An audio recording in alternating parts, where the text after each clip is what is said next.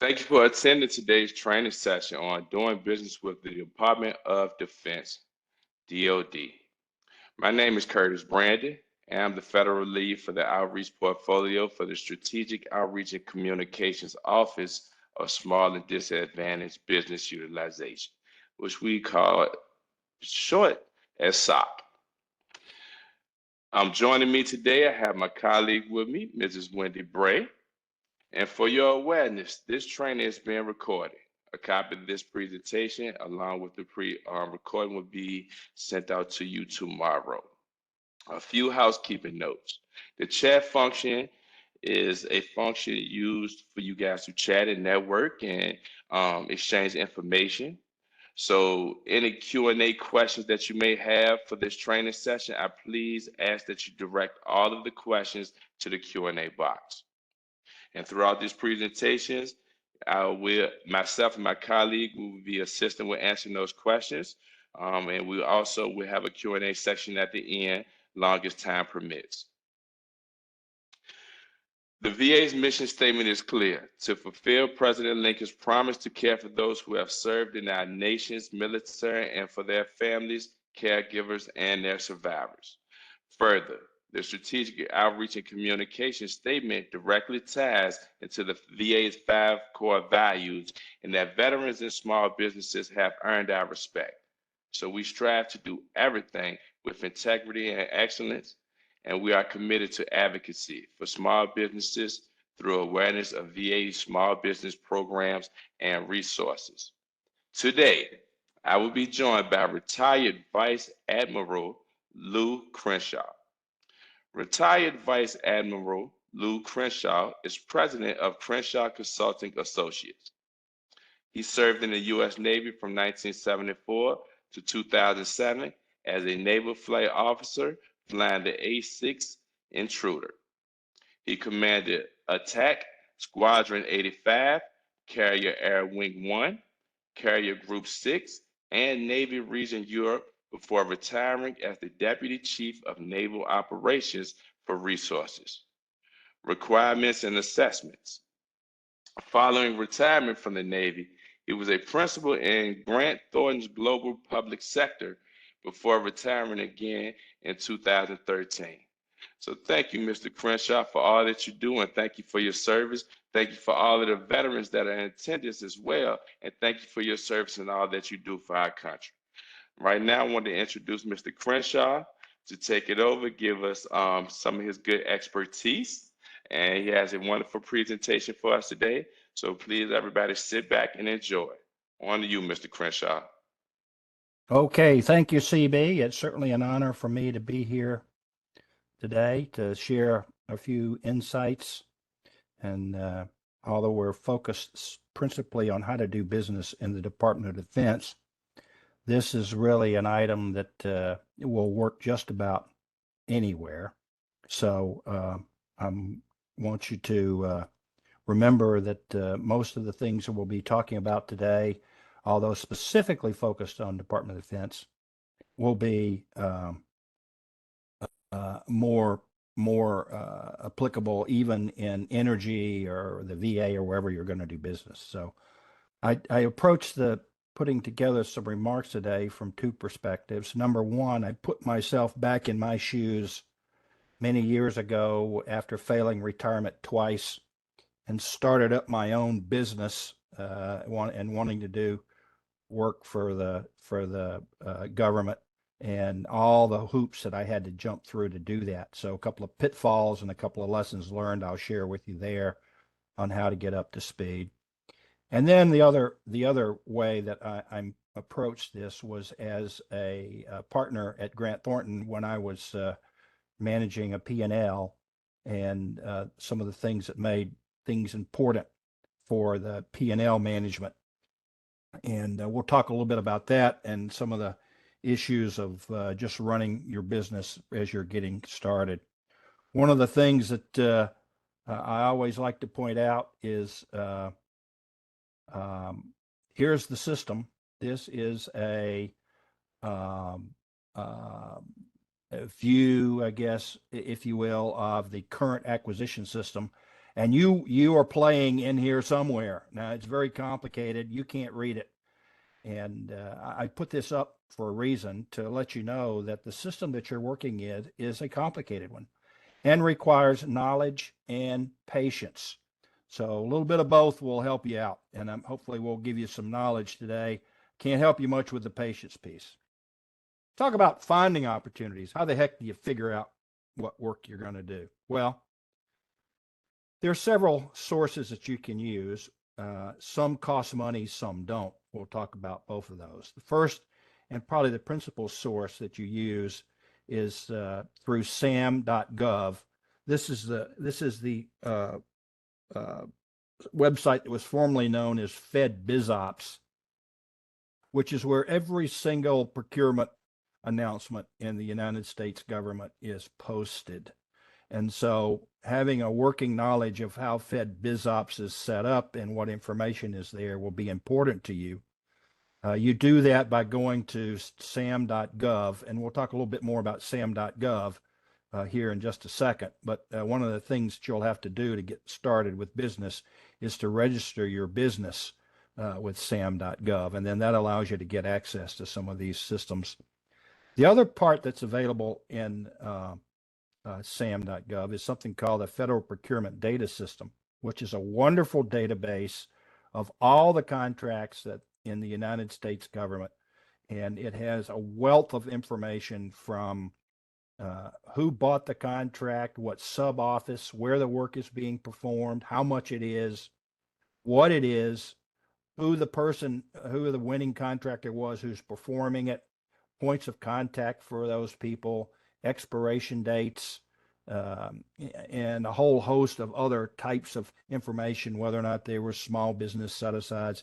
All that information is available free of charge to you at the Federal Procurement Data System located within the sam.gov website. So most everybody, it's not exactly user-friendly, but if you have any degree of computer literacy, you'll be able to go in and pull out the information out of this system. I use my 16-year-old granddaughter. She comes over and runs the queries for me in the FPDS system because she just knows how to do it. It's a very simple system if you're a computer literate person. But so use the procurement data system. We'll talk a little bit more about that. A little bit more user-friendly is this website called usaspending.gov. And in there, you can get information, the same information that you basically get from the Federal Procurement Data System. It's just in a more user-friendly interface. The graphical interface is much nicer. And you can do other things like sort out contract awards by congressional district and all sorts of other things. And you don't need an account for that. So that's another good place to go for information. There's also a great resource called the Apex Accelerators. These are within all the agencies that are, formerly you may have heard the term PTAC used, but that changed on the 1st of January to Apex Accelerators. Each one of the agencies, small business offices, will have one of these, and there is a plethora of information available for you there. And I put this in the Finding Opportunities section because in many cases, these organizations will have a listing of set-aside opportunities that are coming up, and you can use them for that. Once again, no charge. You can also pay to have this, to pull the information out in a more user-friendly way out of the FPDS and FedBizOps. The services, I put down 5 of them here. One you're probably very familiar with called GovWin. It's run by Deltek, and GovWin is a very nice graphical interface. But remember, it's only pulling information out of the FPDS and FedBizOps and displaying it in an easier fashion. The other benefit to having one of these search services like GovWin is you now get an account executive who can help you set up queries for things that you need to, you're looking for specifically for opportunities. The other thing that these people do, these services do is generally they will be in contact with the contracting officers and call and find out updates and things of that nature. You'll find when you look at GovWin, it'll say GovWin just spoke with the contracting officer, and the contracting officer doesn't expect this solicitation to come out for another 2 weeks. So they're good at interfacing with contracting officers, and they also can be a source for rate information. They do a lot of Freedom of Information Act requests to get rate information.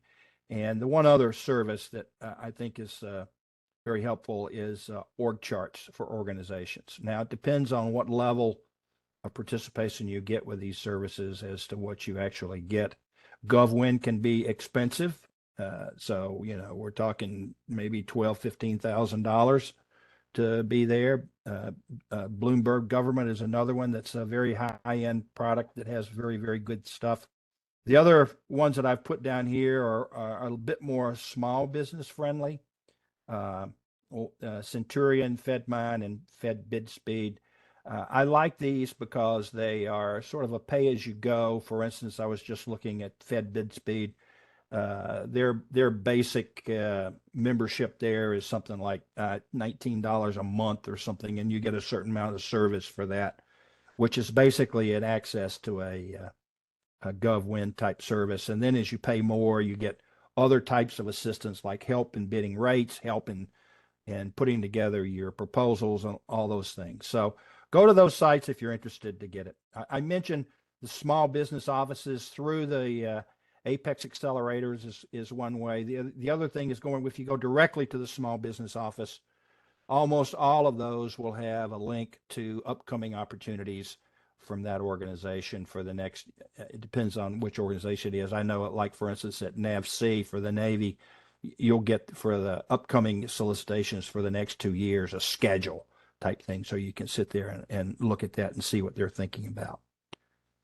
There's another one. The reason I put this last one down is Defense Logistics Agency Internet Bid System, the DIBS system.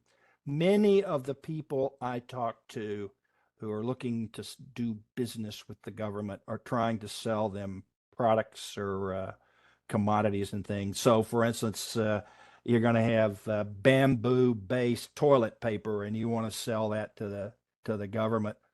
How do you go about doing that? Well, you don't really have to do a big, gigantic RFP proposal process. All you really need to do is go down to the DLA Internet Board bid board system, find out what they are buying, and then you can apply to have your products listed in the DIBS system.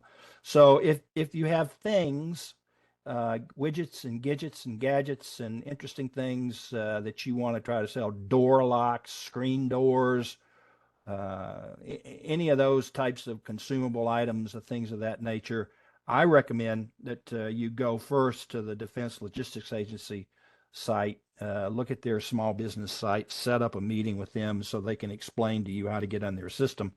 And then people will just naturally order stuff from your system. So that's, if you're going to be doing consulting type work, and now that's a horse of a different color, and now you're going to be back up into the Fed BizOps system. Here's what I found when you're looking to what proposals are you going to write? Which RFPs are you really going to respond to? Unlike, I think, in many places in the commercial sectors, doing work with the Defense Department, and in particular, is very, very relationship centric. So people want to be comfortable that they know who you are and are familiar with your product, and you have credibility. And the way to do that is to develop relationships within your target organizations. Now, you're not going to develop a relationship to the point where they're going to give you, okay, tomorrow this RFP is going to come out. Usually that's not the type of relationship I'm talking about. The type of relationship I'm talking about is just a relationship so that the person knows who you are, knows about your company, the types of things your company does, and the types of things and what agencies you're working in.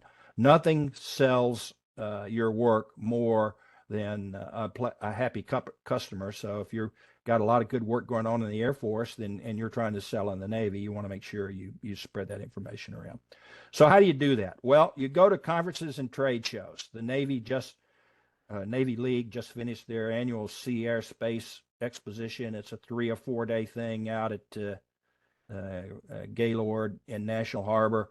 There must have been 4,000 or 5,000 people there, and a lot of government people there briefing, lots of government people walking around, a lot of vendors, and I think of vendors in this venue as potential teaming partners. Lots of teaming partners that you can approach and learn about and introduce yourself. It's a great way to introduce yourself. The ones that I know, there's like on the West Coast, they also do something with the U.S. Naval Institute. They have, I think they call it USNI West. That has thousands of people, and each one of the services has something like that. There's, if you're a special operator, every year they have a conference called SOFIC, and just about every vendor and every acquisition person within the special operations community goes there. So you've got to spend some money and go and introduce yourself to them. The other thing you can do is participate in various trade organization programs. Later on, we'll talk about one of the things to help you out is to join a trade organization. But a lot of these trade organizations will have their own programs to allow their member companies to get access to various government officials. I'll use one in specific that I participate in. It's in the Professional Services Council. Every year they do a vision budget forecast, and in the process of doing a vision budget forecast, we not only interface with some of the really smart minds within the Department of Defense and in industry on what we think is going to be happening with the budget, but we also have discussions with industry and government officials, and in each one of those discussions, we allow 4 member companies to tag along. Great way to get into the office, leave your business card behind, introduce yourself to an individual, and move on from there. So participating in some of those programs are a great way to build your credibility. And then the other thing is almost all small business offices, when you call them, are anxious to set up a meeting with you, with somebody in their organization that would like to talk to you about what it is you do. So that's a good rundown on that. Now, be careful. Don't boil the ocean when you're starting out and you're trying to do business with the government. When you look at the RFPs that are coming out, let's say you do have a GovWin subscription and you start looking and you see there's a whole bunch of things that you can do.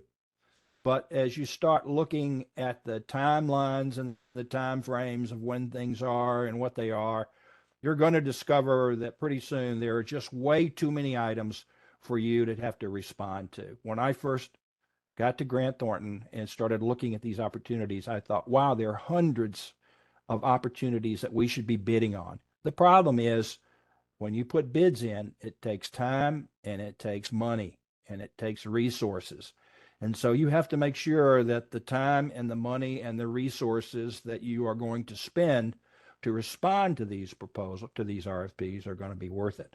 So one of the things I recommend that you do is set up a bid, no bid matrix and list the things that you think are important for you to win a contract. And here are some things that come to mind. Do we have any relationships in the organization that's buying this work? Do we already have work in this organization that's buying work?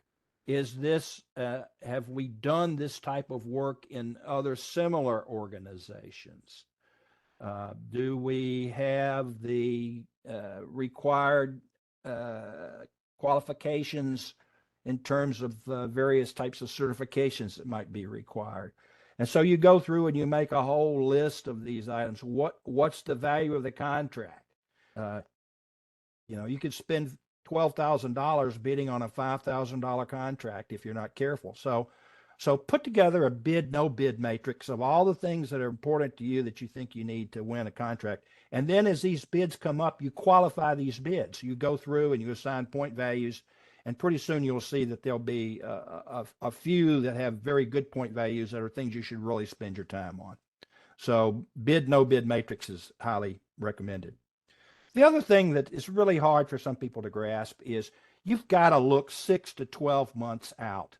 It's not going to do you any good to look at which RFPs are dropping tomorrow, quite frankly. Your chances of winning one of those is 1% or less, in my experience. So what you've got to do is look out in 6 to 12 months using one of those search services or looking at yourself, looking at Fed BizOps, look out 6 to 12 months, find out what's coming out, what's going to be available to you, and then begin the process of developing the relationships and calling people and trying to get in and brief people and finding out what other companies are in that space. Who's the incumbent? Are they interested in picking up a teammate? What teams are going to bid on this? So you can start gathering your intelligence and your information so that when the RFP comes out, you're not surprised. This is probably one of the hardest things to do as a small business is to set your aperture far enough out. Jumping around and jerking at every one of these little RFPs that comes out is going to not pay you in the long run. And the other thing that you'll learn very quickly is a lot of these RFPs come out have little hints in them. So for instance, if it's Friday afternoon, the RFP comes out and the response is due on Wednesday, guess what? They already know who they want. So many times short fuse response times indicate they already know who they want. And if you're just responding out of the blue, you're not going to know that. But if you have this relationship and know over time that they're pleased with the incumbent or they're not pleased with the incumbent, then you have some better information. The other thing you need to do is establish your credibility. And how do you do that? Well, the number one way to establish your credibility, not on this slide, but the number one way is, of course, a good performance eval and have a happy customer. But there are other things you can do. Publish in professional journals. Once you belong to some of these professional organizations, they all have professional journals. All the government people read them, and if you are allowed to publish in these journals on a topic that's near and dear to your heart and perhaps has something to do related to your business, it's going to get a lot of play, and people are going to call you. So publish in these journals. Do op-ed pieces in local papers and some of the online media. There's two other organizations I put down here to establish your credibility. One is the Business Executives for National Security. This is an organization made up principally of CEOs of companies, some big companies, some small companies. But the thing that's unique about the Business Executives for National Security is they do a lot of pro bono work for the Department of Defense. So they'll go to the Deputy Secretary will call them up and say, I need you guys to do a study for me on this. And the BINs will put together a team. They'll usually go out and solicit who wants to help us do this project. You get great access to the Department of Defense officials when you do that, and you establish your credibility. So join that organization, particularly if you're a CEO. The other one that's sort of on that same leg is the Potomac Officers Club. They also seem to have pretty good access within the Defense Department, and a lot of their seminars and conferences that they sponsor usually have people that are very accessible. And they also have a very unique program at their upper tier that allows you to have a dinner in a very small, intimate environment with some of the Defense Department leaders. So that's certainly ways to establish your credibility there. Use your use the agency small business offices. I've mentioned this before, a fantastic resource for to use. These people make their money by helping you make money.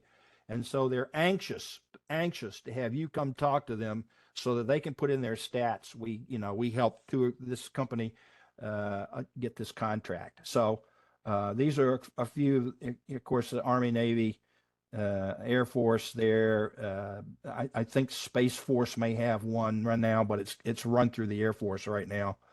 The Marine Corps has a small business office. If you're in the intel world, DIA is a great place to go. And if you're a technical person, the Small Business Research SIBR organization will help you out there. Another one that's a great asset, and I highly encourage you all to go to this website, is the AppTech website. That's a great resource for you on how to get in touch with your small business offices. So use that as a resource, please. Okay. One of the things you got to spend some time with is thinking about what contract vehicles do I have? How can I do business with the government? You know, all of a sudden you've scored that relationship. You've got a meeting with somebody who really likes what you've got. It's a unique product. And the first question they'll ask you is, so how do I get to you? What contracts are you on? So you've got to, whoever goes to these meetings needs to be a guru on what contract vehicles your company has. You may not have any, but you may have, for instance, a service disabled veteran-owned small business designation, which allows you to do some work without having a contract right off the bat. There are also micro purchases where if what they want to buy from you is under $10,000, they can just buy it now without having to go through any sort of competitive process. So microcard purchases is a great place to start out, particularly if you want to do like a pilot project or a demonstration, something like that. A lot of people ask me about the GSA schedule. I think if you're a business just starting out, first of all, you have to have been in business for at least 2 years to be eligible to compete for GSA schedules. And you also have to, there are all kinds of requirements that you have to do. I suggest if you want to be on the GSA schedule, you go on the internet and look. There are companies and individuals who do nothing but help companies get on a GSA schedule. It's a very laborious process. It can be very expensive, and sometimes it might not be what you wanted. For instance, you know, to be on a GSA schedule, you have to have at least $25,000 in revenue for 2 years running, and you have to keep generating that revenue, or they'll drop you off the schedule, and all the money you spent getting on it will be for naught. So the best thing to do is engage in a specialist that knows about the government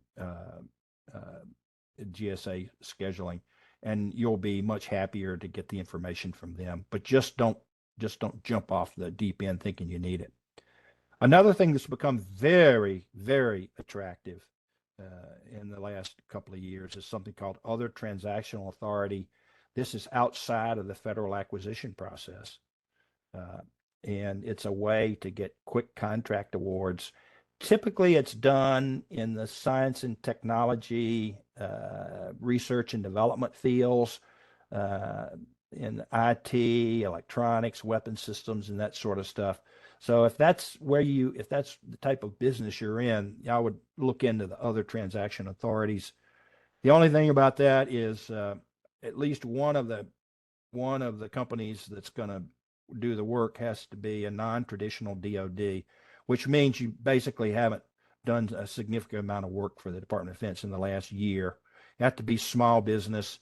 If 2 or 3 of you, there's nothing wrong with 2 or 3 of you getting together and setting up a consortium or a partnership to go after other transaction authorities. So you have to be able to do that. Here's a little link if you're interested in that. I'll talk a little bit more about Other Transaction Authority, but it's just a way these days that people are using, the government's using, to avoid the long lines. Hey, you got to get certified veteran-owned. That's because that's how you're going to get all advantage of the set-asides that you need to do. And up until the first of the year, that was done through the Veteran Administration. But now it's done through the Small Business Administration. Here is the link. You go to this link, and it'll walk you through the process through this, and it's done by the Small Business Administration, because the ultimate goal is to get that little icon on the right stamped on your business card, once you are a service disabled, veteran owned, certified, you now can bid throughout the federal government for those contracts. So it's not that hard. I've done it myself. In order to do that, you have to do a couple of things. Number one, register in SAM. So you go to www.sam.gov and you register your entity. And that's where you'll need, when you register your entity in SAM, they're going to want you to prove basically that you are a business. And they will ask you questions about where is your business located. Do you have a Dun and Bradstreet number, which you should have gotten when you incorporated your business? You will go through a series of questions to make sure that you're adhering to all the various federal regulations. There's a whole big section to make sure that you've been paying your income taxes. It's not hard to do. You can do it yourself. There are a lot of companies out there who will do this for you and charge you between $400 and $800. But frankly, I don't think it's worth the money. You can do it yourself. It's easy. And then what happens is once you do get registered, you get what's called a cage code and a universal ID number or something like that, which allows you to be referenced in the federal acquisition system. But you have to renew the registration every year. And usually about 3 months before registration time, renewal time comes, you get a whole bunch of emails from these very official looking websites that say it's time for you to renew your SAM registration. Click here. Well, don't click there unless you want to spend $500 or $600 to do something you can easily do yourself. But if you're so inclined, help yourself. But all you need to do is go back on the SAM page where you registered to begin with and click the re-register button. They'll ask you a few questions and you're off and running. Also for Vet Cert, you're going to need your basic company paperwork to prove that you are a company, which means you got to have your articles of organization, your operating agreement, your charter. Depending on the type of business you are, you may have to have board members, board meetings, that sort of stuff. So you'll need that sort of information, which you all get when you incorporate, particularly that's floating around somewhere. And at least one owner of the company has to meet the criteria that you're going after. For instance, to be a certified veteran-owned service disabled, at least one person in the leadership group has to have that moniker. And the other thing is, in general, you can't be a leader in 3 or 4 different companies. You can't be the CEO of 2 or 3 different companies and then try to get one of them certified as veteran-owned, because the Small Business Administration and the VA want to make sure that this is your focus, that you're getting the maximum benefit out of this, and that you've got a singular focus on the work being done. So if you show up as leaders and ownership in many companies, you might have some trouble getting your service disabled certification. There's some information too at the VA on how to do it at the small business thing. And you'll just see the term CVE floating around the internet. That's an old term which indicated you had your certification through the VA, but that process was terminated on the 1st of January, and it's been replaced by the term Vet Cert and this certification process. But as you go through the web, you will find a mention of that. In fact, there's even one of the archived web pages, if you're doing web searches, it'll show up on the VA as how to go through the CVE process. But that's old news. So just be aware it's now Vet Cert. These are all the universe of contracts that you can work with business with the government. Some are based on the Federal Acquisition Regulations, FAR. Some are not. But if you look at this list of contracts, you can sort of get an idea of where you may fit. There's you're on the Fed supply schedule, perhaps. Maybe you've done that through DLA. You can be in a blanket purchase agreement. You can be the government will award the contract to 10 different companies and then go out with the task orders as required. You may get multiple awards. You got single awards, all that stuff. We'll talk a little bit more about as we get to the right about the SBIR and STTR. But there's also the small business set aside stuff. You can see that in the fan. And outside of the FAR, that's where the other transactions appear, the other transaction authority, which is very, very attractive these days because number one, you don't have all of the red tape associated with the FAR. And number two, Congress, organizations have to report to Congress their activities here. And Congress likes to see activity there. And so they will be anxious to do other transactions. This is just the definition, which says why to use it, and at least one non-traditional contractor must be there, and that's somebody who has not done a significant amount of work for the government for over a year, and it's got to be small business. That's the big deal. The other thing that's interesting about other transaction authorities is there is a portion of the other transaction authorities that are done by consortia. And these are groups of companies that have banded together, maybe a group of 15 service disabled veteran-owned small businesses form a consortium. They designate one of the organizations to be their management organization, and then they go to business in the Defense Department as a consortium. And the way that works is the government awards a base contract to the consortium management organization, and then the CMO then doles out the contracts and task orders to the various members of the consortia.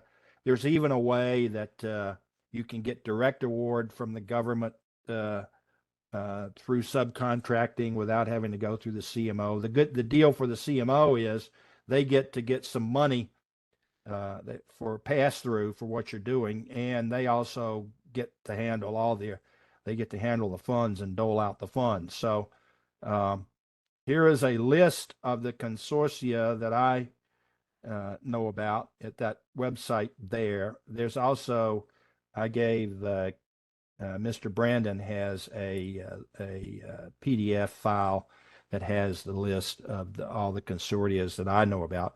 And so one of the things you can do is find out one of these consortiums that's in your bailiwick and go join them. Ask if you can join them, and you're already now in the universe of doing work. This is a slide from a Congressional Budget Office report that talks about how much money goes through the consortia OTA in the last year. $24 billion last year in the Department of Defense. On the left is the CMO, either ATI or Consortium Management Group, and you can see off to the right what's being bought at like medical defense. There was $8 billion of that. Looking down at medical technology, 500 million. Information warfare, there's some stuff. There's some command and control stuff for $1 billion. Spectrum management, that's big these days. Lots of money there. Space and energy, there's some there, and not $400 million in training and readiness. So if that's where we are, these are kind of the top consortia. But as I said, there is a list available, and that's a lot of lettuce. So get into one of those consortias if you can, and you'll be in business. You hear a lot about continuing resolutions. I just thought I'd mention it because when you're doing business with the government, you got to always remember that the government can cancel your contract at any time for any reason or no reason at all. Let me say that again. The government can terminate your contract for any reason or no reason at any time. One of those things that causes that to happen is the thing called continuing resolution, where we get to the end of the fiscal year, the Congress hasn't passed the 12 appropriations bills, the government's not funded, and they shut down. And guess what? You shut down too. You don't get paid. You don't get any work. And you can't go to the office. And you may or may not get reimbursed if they ever decide to open back up again. We've only done 122 of them in the past 26 year. And Crenshaw is predicting that at the beginning of the fiscal year 20 24, on the 1st of October, we will be under another continuing resolution, which is likely going to last an entire year because the Hill can't get together on debt ceilings. And when you're in a continuing resolution, the bad thing is you cannot spend money on new things. It has to be existing programs only. So you got to get under the wire before the end of the year to get your project started, or you can't get it. And here's the some of the DOD wording. You can get that when you can look at it. But sometimes Congress will have a specific instructions on continuing resolutions about to continue to fund something or not. But it causes a lot of problems, particularly, for instance, if you're doing something that has funding over multiple years, and they stop funding, that even if it's a multi-year appropriation, they can't spend the money while they're under a continuing resolution. So not a good deal, and it will cause you to stop work. I mentioned join a professional organization. Here's a few of them. If you're in the intel space, I highly recommend you go to INSA. If you're in risk management, a firm is a great one. If you're services industry, the Professional Services Council is a good one. National Contract Management Association is a good one because they have experts on contracts there that can help you out with that. AFCEA is a big one, particularly government electronics kinds of things. So they're more the technical type. So there's just a few of the ones you might think about joining, but I highly recommend it. And find a partner. As I mentioned before, one way to do the work is to leverage your capability by finding a partner. Many times at Grant Thornton, I would want to bid on a project, but I didn't have the specific expertise in one area that I needed to fill out my matrix. And so I would go to my partners to see, hey, would you guys be interested in doing 2 FTEs worth of work on this particular one? Mentor protege program is alive and well. That's where a big company takes a little company like yourself under their wing and sort of helps you along, and you get to use help with your contracts. There's joint ventures, and as I mentioned before, join a consortium. Once you start responding to RFPs, I highly encourage you to read them very carefully. Look at the RFP. If they give you options for responding, you have the option of providing a scenario, then by all means, provide a scenario. Don't let one of those options go unused. The other problem I see a lot is you over deliver in the RFP. Read what the government says they want and write to that. Even though you may have a fantastic system that is more than the government wants, don't write to that. Write to what the government wants. And then once you win the contract, then you can sell them your fantastic system and get a contract mod. But you're not going to win by over delivering on the capabilities they ask for. Make sure you answer all the questions. That's why you do a compliance matrix. You take one of your associates and they go through line by line on that RFP and write down each specific requirement that's in there. And then as you're putting together the RFP and going through your red teams and blue teams and gold teams and yellow teams, you can check off those things to make sure you do it. Don't waste words. If you can do it in 2 pages instead of 6, do it in 2. Your whole idea is to demonstrate you understand the problem and that you want to be a teammate with the government. Always get a debrief. When you lose, get a debrief. The government owes you a debrief. And oddly enough, if you win, get a debrief. The government owes you a substantial debrief for why it is you didn't win. And so insist on exercising that right, even if you win. Just a couple of quick things. Scope creep is always a big deal. And what that is you get in, win the contract, you're doing the work, and the government comes to you and asks you that they like you and they ask you to do a couple of things that aren't on the contract. And so you do it. Well, contracting officer may change, the wind may blow, money may get tight, and then all of a sudden you're going to find out that they're not going to pay you for that work because it's not on the scope of the contract. So you're not doing yourself any favors by doing out of scope work. So if somebody comes to you, if your government client comes to you to do out of scope work, you just have to say, listen, I'd love to do that. We can do that, but we'll have to get a contract mod in place in order for us to be able to do that. You got to do that because the government will take advantage of that every time.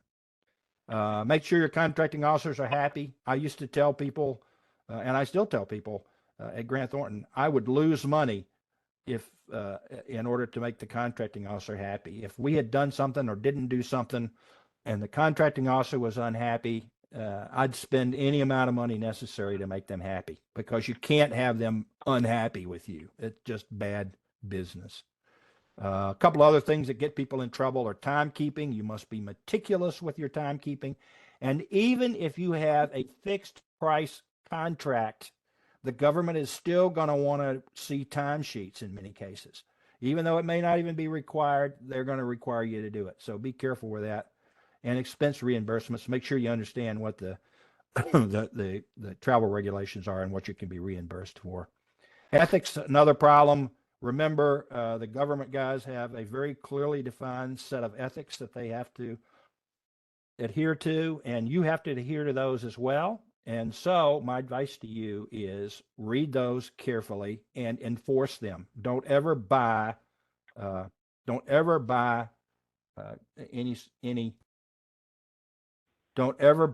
lunches or anything else for government guys. They know they're supposed to pony out the bucks. And so you let them pony out the bucks. It'll keep you out of trouble.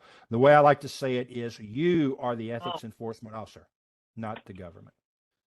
Okay, we're almost done here. Let's see what we got here. Anything else? Oh, just a couple of things to be prepared for. We mentioned about being unprepared to do for funding coming and going. Funding, it can be fickle. It's in. It's no, it's not. So you got to be prepared for that. Holidays. The government takes a whole bunch of holidays. They don't allow you to be in their workspaces when they have those holidays. We used to use them at Grant Thornton for work days for training days. Stop work orders. If you ever get a stop work order, the first thing I recommend you do is set up a separate cost center for stop work and accumulate and collect all of the costs associated with stopping work in that work center because the government owes you that money. The government owes you whatever you had to spend in order to stop work.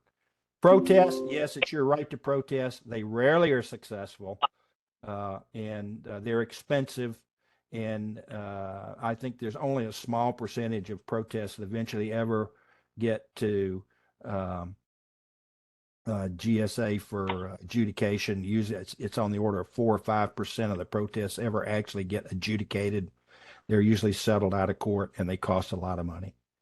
The Department of Defense is notorious for reorganizing. So you're doing work, you're very comfortable where you are. You've got great relationships with all the people that you're working with, and then they reorganize and a bunch of new people come in and you got to start all over again. So just be prepared for that. The TFT COG is a termination for the convenience of the government. Once again, they can just decide they don't want to do the work anymore and they terminate you. It takes a long time for clearances. So if you're going to be doing working for clearances, there's a couple of companies that specialize in having a pool of people with real clearances that you can use. It takes a long time, over a year. I put close of business before holidays because guess what? When do all government RFPs drop? They drop the Wednesday before Thanksgiving, the day before Christmas Eve. They drop the day before Labor Day. They drop before Memorial Day. The government drops them, publishes them, wipes their hands, goes home for a long weekend, and now you have to work over the weekend to prepare for the proposals. It happens all the time, so be prepared to work over holidays. Shifting priorities is another one. Shifting priorities is another one. Today, the government in power and the party in power has these priorities. Tomorrow, something else happens, and so now the priorities shift. And where you were the darling angel, all of a sudden you're the ugly baby. So beware of those. Contractation is just, it takes a long time for anything to get done in contracting. COVID, not going to say much about that. It's pretty much over and done with. They're back to doing meetings in the Pentagon. If you have to do a video teleconference in the Pentagon, it's usually set up by the Pentagon because they only use Teams. They don't like to use any of these others, and they don't like to use things outside their network.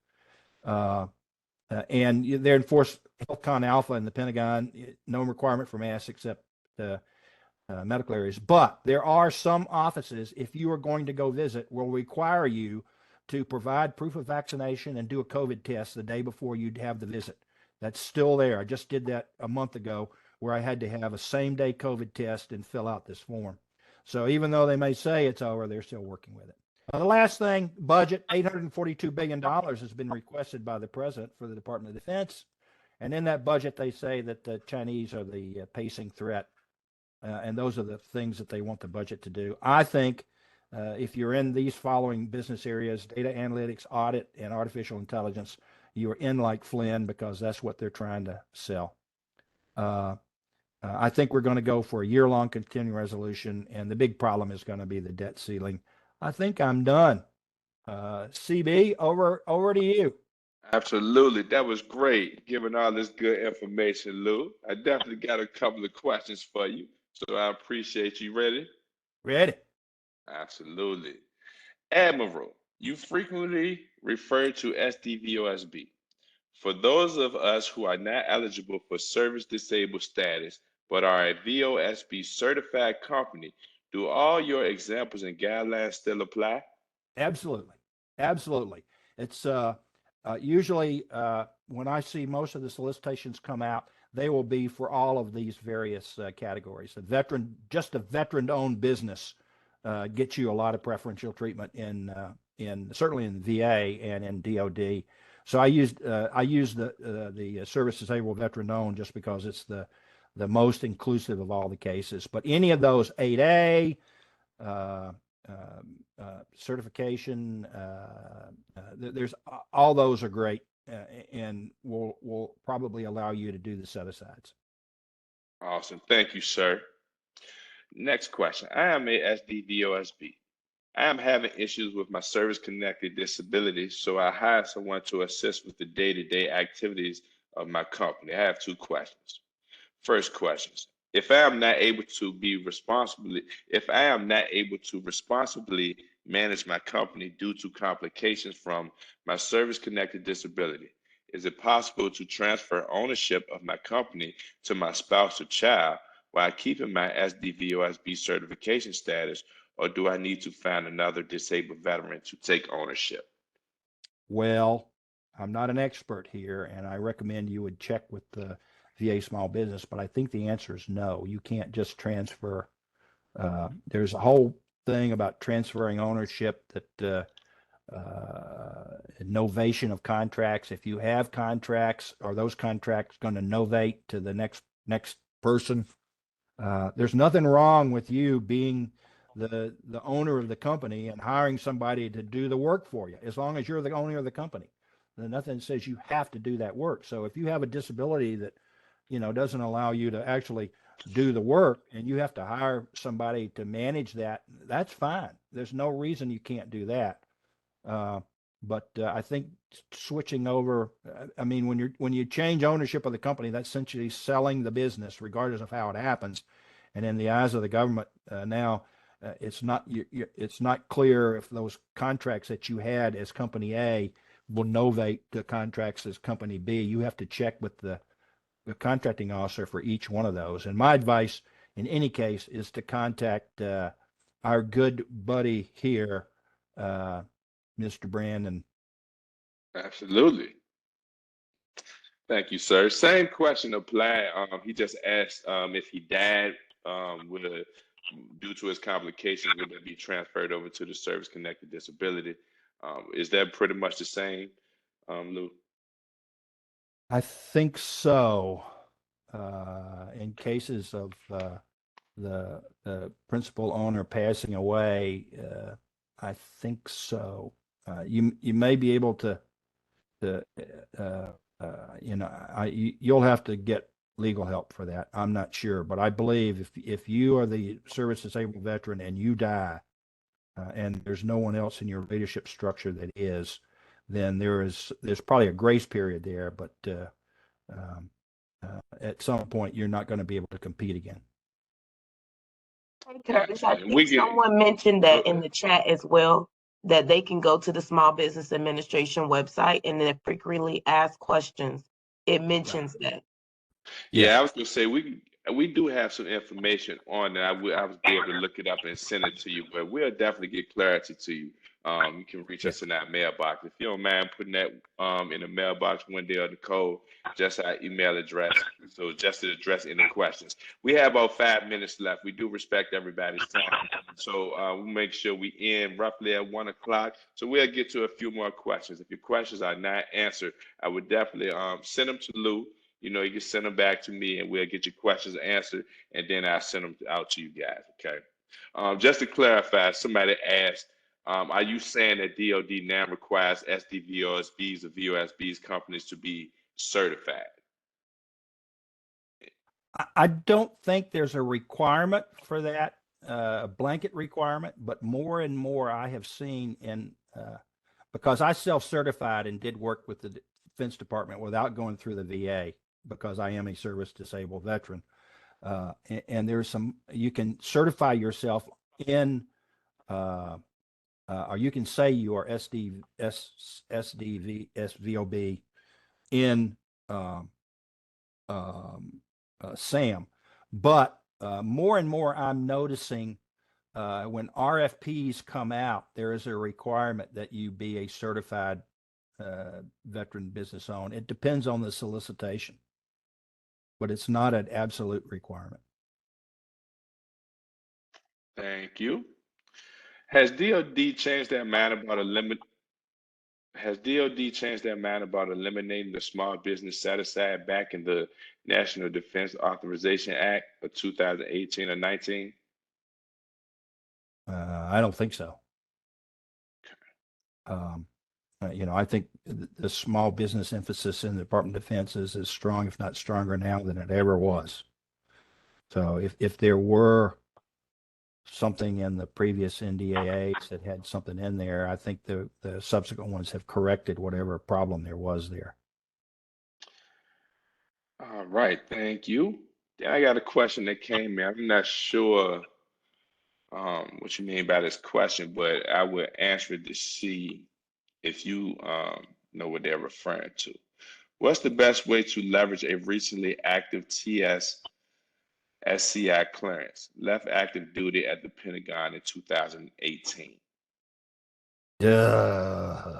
Okay. Number one, you got to keep your clearance active. And I think one of the things I tell people to do when you retire is the government, the Defense Department will hold your clearance for up to 2 years in their system. But at the end of 2 years, they kick it out. And so what you have to do is get affiliated with a company that has a TS facility clearance so that you can transfer your clearance out of the government and transfer it over to whatever company. And they're you know, I did mine. You know, I went to work as an advisory. I was just a advisory person at the Center for Naval Analysis and transferred my clearance over to them. And then they've maintained my clearance. Now my clearance is maintained by one of my prime contractors that I do some sub work with.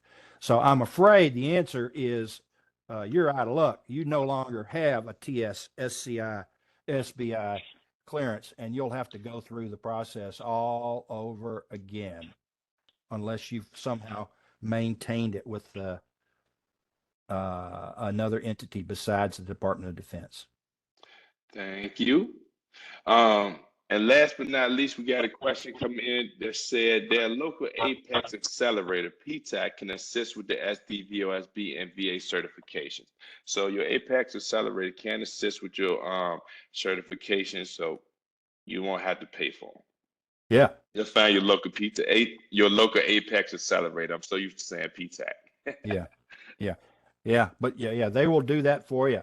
And once again, you know, you don't pay somebody to put you on SAMs. It's easy to do. If I can do it, you can do it. Absolutely. So the important thing, the steps for business, and I'll end up with this, and I really thank you for letting me chat here. The steps are, you got to you got to get organized and incorporated. And in the process of doing so, you pick up a DUNS number. Then you go to the next step is to go to SAMS and get registered in SAMS so that you can take advantage of some of these other programs. And then you register for your service disabled or for whatever specialty designation that you want. Then you do that once you're into SAMS. The key is getting into SAMS and getting your information. So that's it. Absolutely. Thanks everybody for attending. Thank you, Mr. Crenshaw. Thank you. I really appreciate it. This was some wonderful and great information. Hope everybody enjoyed this session today. Right now, you can see the contact information for Mr. Crenshaw. If you need to give him a call or email him, this is the contact information. Join us next week. We will have through the lens of an Apex Accelerator capability statement, how to format and use effectively. You can sign up here or sign up on our website. You will receive these presentations, so you can just go on and click on it here. As we leave this presentation, I ask that you please fill out the survey. We take serious your responses so we can improve our continual processes as we continuously help you leverage this procurement system. You will see as you enter the survey, as it pops up, it will say strongly disagree at first. Please take your time and make sure that you're going through the survey. You can click strongly agree or strongly agree and not strongly disagree. But only strongly disagree if you feel as though that you strongly disagree. But I appreciate everybody's time and thanks everybody for attending. I hope you have a wonderful day. It's been a wonderful, this has been a wonderful session. Thank you.